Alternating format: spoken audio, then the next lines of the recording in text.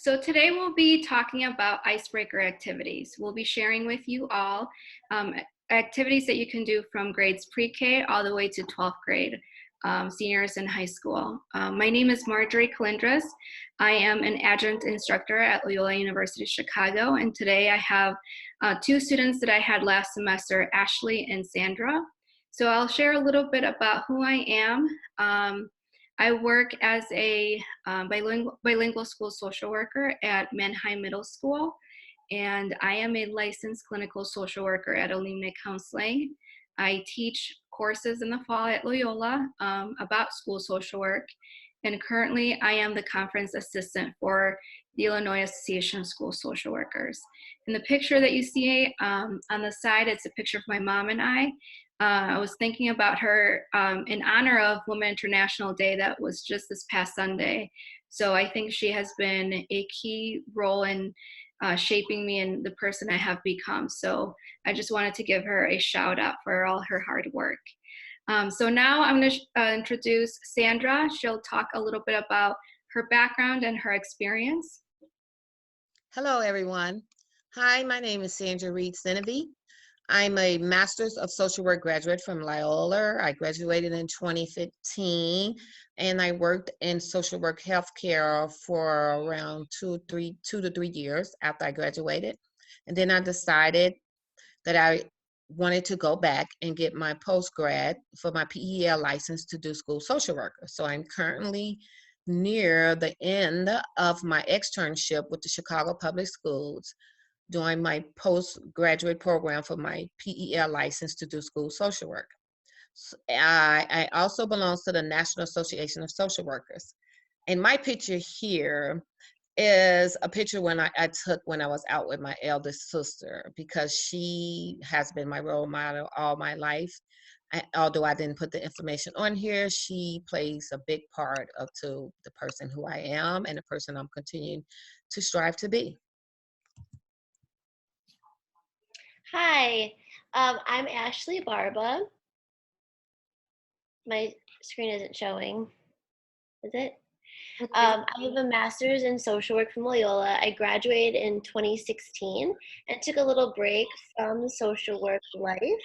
And then I came back to get my PEL at Loyola, and I'll be finishing it up coming up here in May.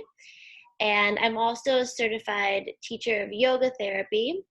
And I use a lot of mindfulness and yoga techniques with the students that I work with now, and also my other clients that I have. And this here is a picture of me in Sedona striking a dancer pose under a full moon. I like that picture. Thank you. So now I'll share a little bit about some of the things that we'll go over today. So why are we presenting on icebreakers? Because it helps to build a rapport with students. In those beginning stages, when you're building a rapport with students, it's very important that you set boundaries regarding confidentiality, so students know that if they're at risk of hurting self or other people, that's when you have to break confidentiality. So when school social workers are being observed by administrators, they use the Danielson model. And the Danielson model, one of the things that they look is, are you able to build a rapport with students? Do students feel comfortable and safe, and are they comfortable enough to share about their personal life, their family life, or any other areas in their life that perhaps they're struggling in? So those are observations that administrators look into, and then they're able to give you some feedback, typically before March, and then they let you know, okay, this is where you rank, and these are the observations I made during the times I pushed into your groups. So like I said previously, the presentations today will share icebreakers from pre-K all the way through 12th grade. And a lot of these activities, it'll help to build stronger relationships. It's important to laugh and play with students, because that kind of releases some endorphins too, and then it builds a sense of connection too. So when we go over our slides today, we're going to connect how each activity is connected to the collaborative for academic, social, emotional learning. And we'll also share the objectives of each activity. So that way, if you end up using one of our activities and you share it with an administrator, you can directly link every activity with Castle. And you also understand the rationale as to why you're doing it. So here are the icebreakers, and Sandra will be our first presenter. She'll be presenting on early childhood and elementary activities. Hi guys. This first activity I actually talked to the preschool and kindergarten teachers at Claremont Academy, one of the schools where I'm doing my externship. And they told me this was an excellent activity that they use with the preschoolers and kindergartens, where it's an icebreaker with introducing the kids to each other and getting the kids comfortable enough to be still and to play a game with them. So it also is an excellent game to play when you have a group of children who don't know each other well. And you can play it with kids as young as 3 and 4 and 5-year-olds.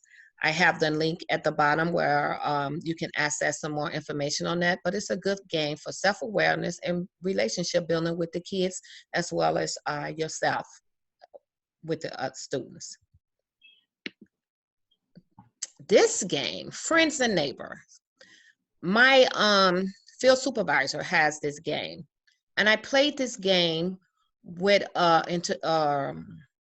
fifth grader student who has an intellectual disability, and self-awareness and self-regulation was part of her goals.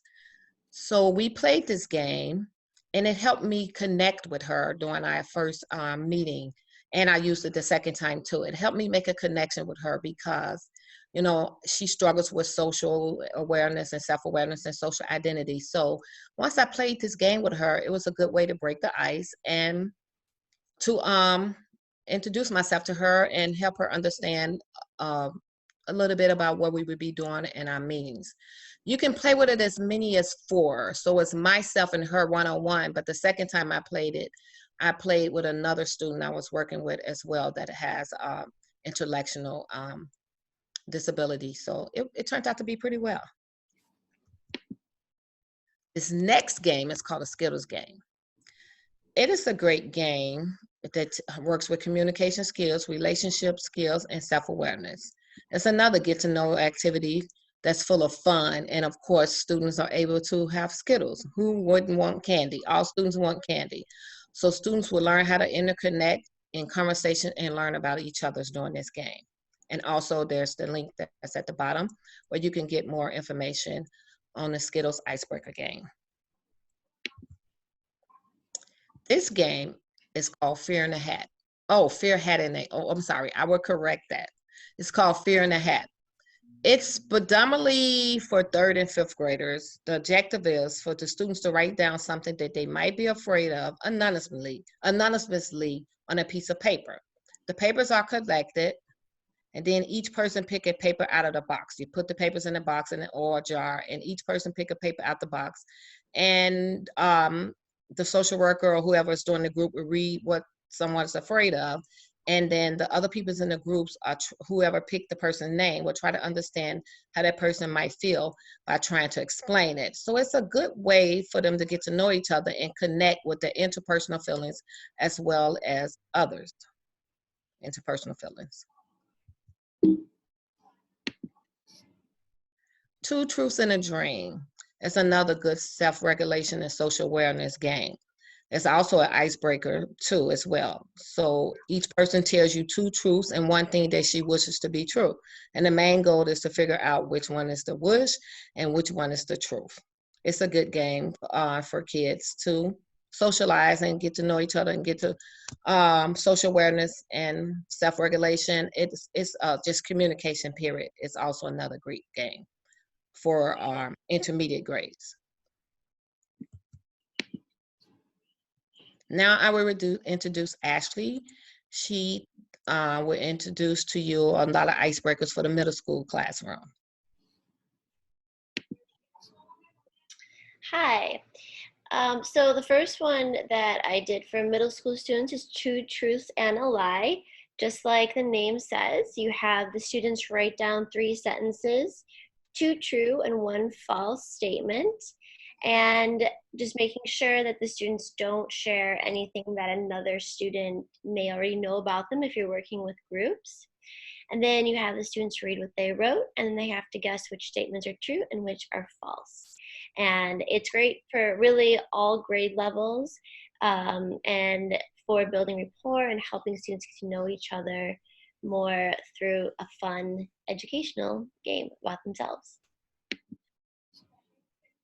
And destination charades. So for this one, I thought it was really neat that you can combine like some geography skills and also like some dream building of like where kids would want to possibly visit one day, and then they can also act it out. So I think that it's great for building rapport and also just having them like have fun while getting to know each other. So they think of a city or country they'd love to visit, and then they would choose 3 characteristics of that place and then act out their description using, or the destination using these 3 descriptions. Therapy Jenga, which if you Google therapy Jenga, there's many different varieties of this game, and you can go from any level, from just what's your favorite color all the way up to when's the last time you got really angry, like any sort of level of sharing that the kids would want to have. And you can make your therapy Jenga any way you'd like. Um, so just like regular Jenga, you have to put the blocks up and then slowly take out one at a time, and you go around taking turns and making sure that Jenga doesn't fall. But then on top of it, we're going to use the therapeutic tools. So on each Jenga block, you write a question. And some of the questions that I shared with you are, what is a nickname you have? What is one quality you look for in a friend? If I won the lottery, ... and favorite food. And for here, it's also trying to build rapport, getting to know kids, but also getting them to laugh and just let go a little bit and having fun with the actual Jenga game. Next is storytelling. And this is kind of just like a bouncing around the room with a group. So you begin to tell a story, but don't finish it. And then you have the next student go around and fill in a little bit of the story, and then the next student, and then the next student. And at the end, you'll have an interesting and funny story. And you can go around as many times as you like. You could also use different themes or incorporate like different words they have to use in their story as well. And it's great for just bringing out a sense of humor and helping the kids just to work on their imagination and using that as a skill to build rapport with others. And the Skittles game, so just like Sandra shared before, Skittles Game has many different varieties as well. This one for middle school students, I had it go a little bit further and just focus just on emotions. And you would have the students separate Skittles by color, and then the color they have the most of first, that question is answered first. And then they can just go around and answer what makes you angry if you have red Skittles, what makes you happy if you have orange, what excites you for yellow, what scares you for green, and what makes you feel sad for purple. And now here's Marjorie for high school students. Okay. So the first activity that I'm sharing with you all is called Team Juggling. And this comes from the Link Group program, which is a program that is a tier 1 intervention within a high school setting. And they do trainings every year in the state of Illinois. And many schools in Illinois use the link group program, but a lot of their activities can be done as icebreakers in a group setting. So I'm going to show you the first 2 minutes of this video so you have an idea on how to use this game within a group setting. So let me go ahead and play it. Oops.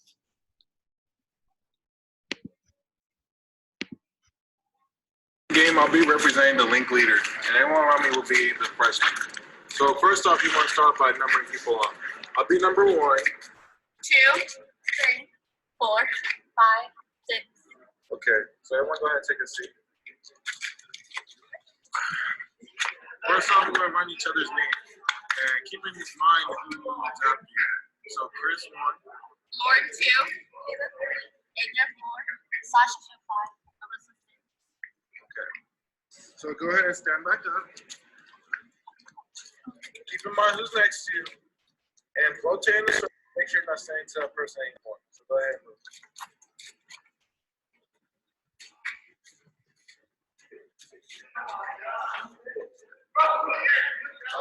So then we'll take you to the next. Chris 1. Lauren 2. Ava 3. Anya 4. Sasha 5. Alyssa 6. All right, good. Now we can sit back down. We'll start with 1 ball. I'm going to roll to the person after me. Lauren 2. From there, she'll roll 2. Kayla 3. Adrian 4. Evan 3. Sasha 5. Chris 1.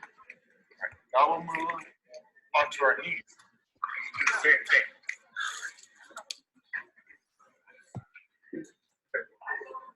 Lauren 2.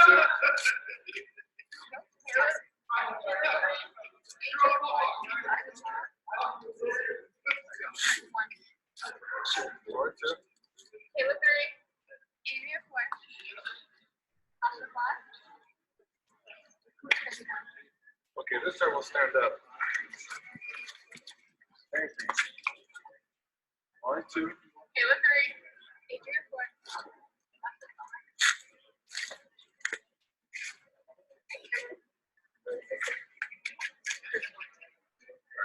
Now this time we'll start off with 2 balls. So you'll start with 2. So ready to begin. 1, 2. 1, 2. So you can even add a third ball.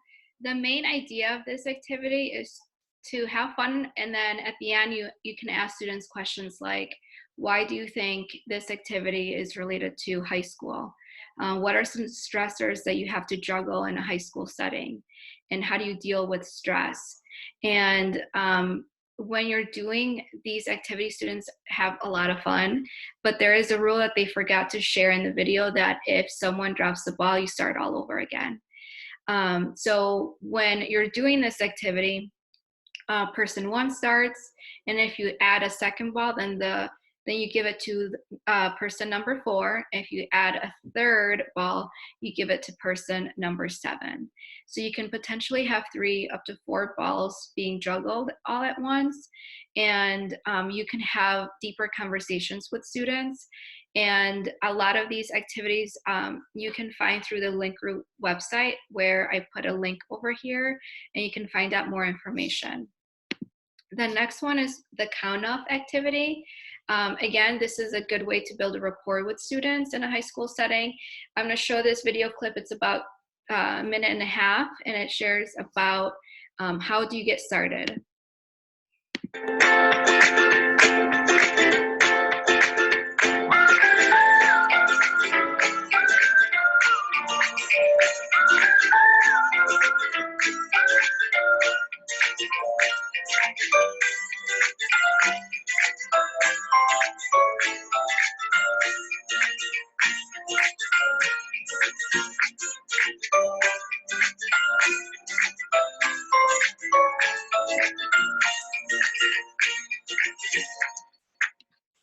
So you get in a group setting, and you can't go in consecutive order, so you can't go around the circle. If 2 people say the same number 2 times, you start over again. And you can't be pointing at people saying you go next. And it has to be in a way where people are using nonverbal language to sort of communicate. Sometimes like by making eye contact. Sometimes when students have played this game several times, they've developed a pattern to get to a certain number. And that's because it's been trial and error. So it's a fun game, and people can say the number up to 2 times, say a number up to 2 times until they get to the number 20. So it's a good way to develop communication skills, relationship skills, self-awareness, and then social awareness too. This one is super fun. So everyone loves a good game of paper, rock, scissors. But how you can do it within a group setting is you tell students find a partner, and they do paper, rock, scissors. Whoever won is the leader, and the person who lost goes behind that person. So the person who lost then becomes a cheerleader for the person who won paper, rock, scissors. That person then goes ahead and finds another partner, and then they do paper, rock, scissors. Whoever wins is the leader, and then whoever lost joins the person in the back, and then they become the cheerleader for the person who's winning the paper, rock, scissors. Eventually there will be 2 people going against each other. The people who lost are behind the 2 leaders against paper, rock, scissors. So it's a good way to have lots of fun, and it's a good way to get to know your students and just be able to be a kid with them too. And I think, you know, this type of activity I've done with high school students, and I've also done it with 2nd graders too. So I would say that this can be done in all settings. Who's the leader? Another great fun activity. So what you can do is, again, you're in a circle, and once again, and you ask someone to volunteer to be the leader. That person then steps out and waits outside your office, and within the group you decide, okay, who is going to be the main leader? So whatever that person does, we have to follow. So if the person goes like this, everyone else in their group does the same thing. And then the person who's waiting outside, you ask them to come in, and they go in the middle of the circle. And then you as a facilitator says 1, 2, 3, let's get started, just to get the group going. And whoever is the main leader starts making, you know, movements, and everyone else has to follow. The person in the middle has to guess who is the main leader. And it's a good way to get people to laugh and have fun. The person in the middle could have up to 3 guesses. If the person gets it wrong those 3 times, then after that 3rd time you tell that person who was the main leader. And then you can do this activity again. So depending on the interest of students, you could do it up to 2, 3 times. And it's a really fun way to just have fun and giggle with your students. I hope you found all of these icebreaker activities practical and useful for you, and I hope they're organized in a manner that you can easily implement them at your schools. If you have any questions, feel free to reach out. My Twitter is at Marjorie_LCSW, or you can email me at mkalind@luc.edu. And we look forward to getting some feedback from you all. Thank you.